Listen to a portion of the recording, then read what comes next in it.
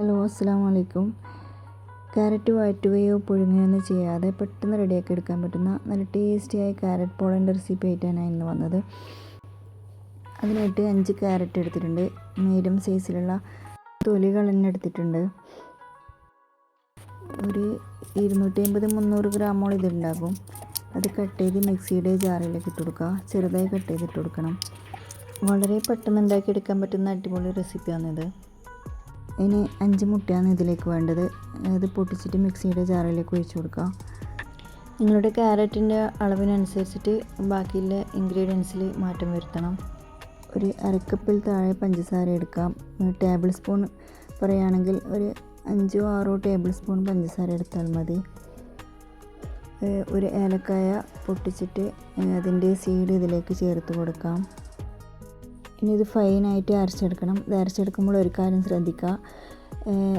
ആദ്യം 5 തവണ pulse button അമർത്തി അരച്ചെടുക്കുക.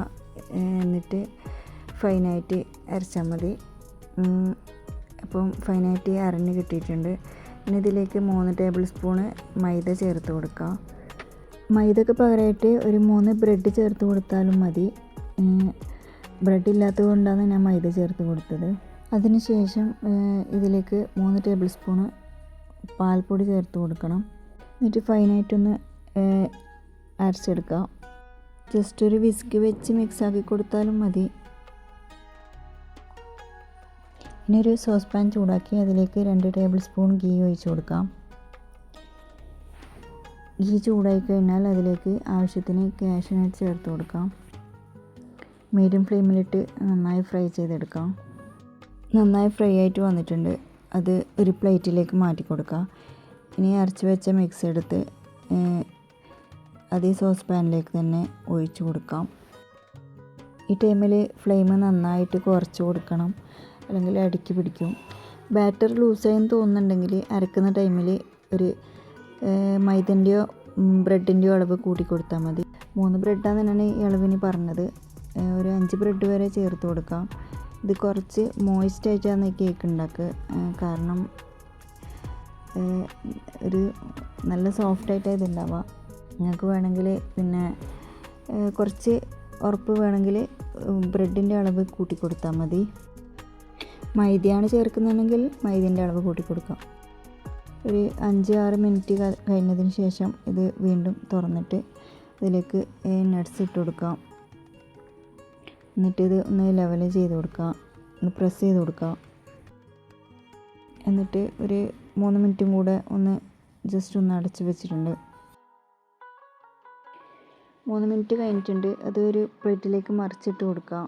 ഒരു പ്ലേറ്റിൽ എണ്ണ പുരട്ടി കൊടുത്തിട്ടുണ്ട്. അതൊരു പ്ലേറ്റിലേക്ക് മറിച്ചിട്ട് വീണ്ടും ആ പാനിലേക്ക് തന്നെ ഇത് മറിച്ചിട്ട ഭാഗം ഇട്ട് കൊടുക്കുക. എന്നിട്ടൊന്ന് പ്രസ് ചെയ്ത് കൊടുക്കുക. ഇത് വീണ്ടും ഒരു 3 മിനിറ്റ് വരെ ഇത് അടച്ച് വെക്കുക. 3 മിനിറ്റ് കഴിഞ്ഞിട്ടുണ്ട്. തുറന്ന് നോക്കി ഇത് കുക്കായിട്ടുണ്ടാവും. ഈ ടൈമിൽ ഇതൊരു പ്ലേറ്റിലേക്ക് വീണ്ടും മറിച്ചിട്ട് കൊടുക്കുക. ക്യാരറ്റ് പോള ഇവിടെ റെഡിയായി കിട്ടിയിട്ടുണ്ട്.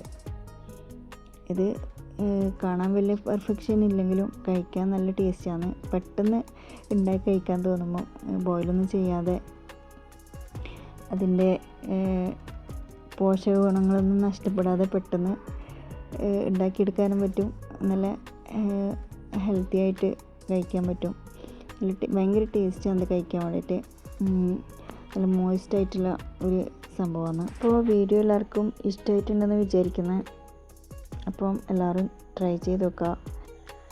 ഇത് ഭയങ്കര സോഫ്റ്റായിട്ടുള്ളൊരു ക്യാരറ്റ് പോളയാണ്. ഇതിൻ്റെ സോഫ്റ്റ്നെസ്സും മോയ്സ്റ്റും നിങ്ങൾക്ക് മനസ്സിലാവുന്നുണ്ടെന്ന് വിചാരിക്കുന്നു. അപ്പോൾ വീഡിയോ ഇഷ്ടമായിട്ടുണ്ടെങ്കിൽ ലൈക്ക് ചെയ്യുക, ഷെയർ ചെയ്യുക, സബ്സ്ക്രൈബ് ചെയ്യുക. Okay, by.